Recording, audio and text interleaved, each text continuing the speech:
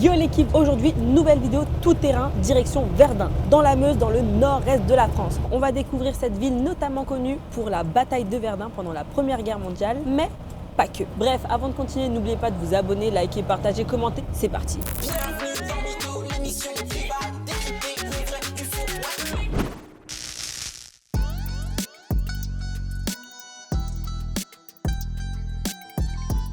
Je suis bien arrivée à Verdun et je peux vous dire que je connais un peu cette ville, dédicace à Mémé. Si je vous dis Verdun, vous devez sûrement avoir des flashbacks de vos cours d'histoire, de primaire ou de collège sur la Première Guerre mondiale. Et c'est vrai, il y a beaucoup de sites à visiter par rapport à ça. Et avec un tel passé, c'est pas facile de se défaire de l'image des horreurs de la guerre, même si c'est essentiel pour le devoir de mémoire. C'est quoi ce que vous entendez le plus à propos de Verdun? C'est tout ce qui est autour de la Première Guerre mondiale en fait. Et donc c'est pour ça que vous êtes venu à Verdun? Il y a une passation, je sais que mes grands-parents m'avaient emmené ici et voilà, je voulais faire la même chose avec mes filles. Ça fait partie de l'éducation. Et plein. Oh bah c'est une mémorial. Ouais.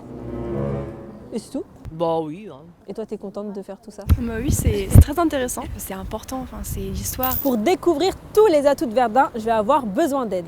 Et c'est Maxime Basquiroto qui va venir m'aider. Moi je travaille comme guide conférencier pour l'Office du tourisme de Verdun. Je suis né à Verdun et puis je me suis passionné très tôt pour l'histoire locale. Il faut savoir qu'à Verdun, il y a aussi du tourisme vert. Comme là, regardez comment c'est beau. C'est vert, il y a de la nature et tout. T'as le vent dans les cheveux. C'est pas toujours ce qu'on croit, mais il suffit de faire 5 minutes en voiture ou 10 minutes à pied si on veut pour sortir du cadre urbain et arriver totalement dans la campagne. Qu'est-ce qu'on peut voir au bord de la Meuse?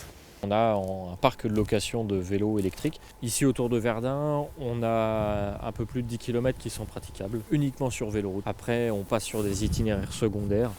Alors bien sûr, on peut d'une part relier les sites de mémoire, mais on peut aussi très bien aller à la découverte de petits villages charmants. Il y a d'autres lieux historiques à visiter, comme ici, à la cathédrale Notre-Dame de Verdun. Maxime, on est où ici? Alors, on se trouve dans un cloître de style gothique flamboyant qui date du XVIe siècle. Et c'est vrai que là, on a de belles claires-voies. Donc, tu vois, ce sont les grandes baies en pierre sculptées. Et d'ailleurs, les motifs sont différents à chaque baie. Et donc, ici, c'était censé être le lieu où passait, déambulait la communauté religieuse qui vivait ici. Je vois qu'il y a différents styles architecturaux.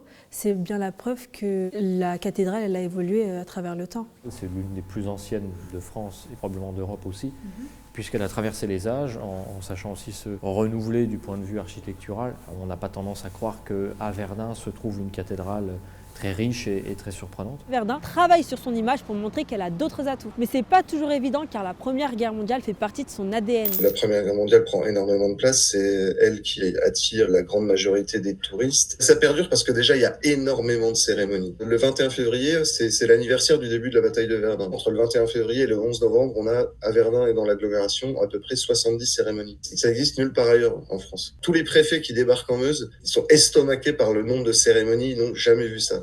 Et parce qu'il y a aussi des associations comme le Souvenir français qui sont particulièrement implantées, qui participent et qui font perdurer ces cérémonies. Il y a un fort attachement à la mémoire. Et nous, en tant que journalistes, on est amenés aussi à les couvrir forcément.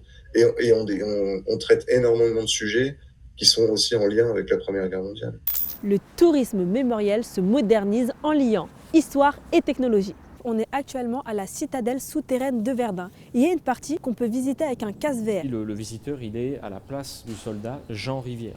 C'est un personnage de fiction, il n'a pas existé, mais c'est un soldat français. Et on va le suivre pendant son parcours à l'intérieur de la citadelle. Ouais, ok. Voilà, on essaye ?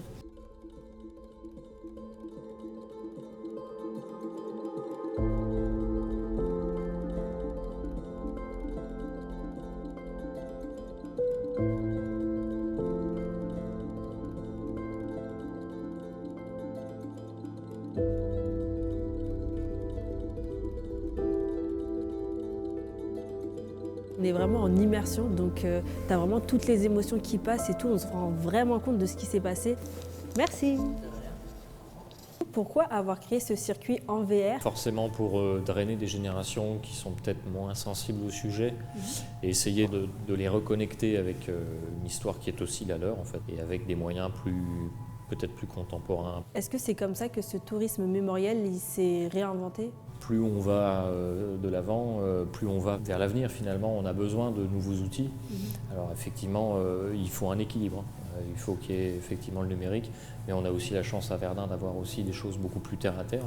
On est toujours dans la citadelle. Si je vous dis qu'il y a des champignons qui poussent ici, est-ce que vous me croyez? On est dans une champignonnière. Le pleurote est très bien adapté à aux conditions naturelles de la citadelle. Donc là, on a les champignons qui sont à maturité, prêts à être commercialisés.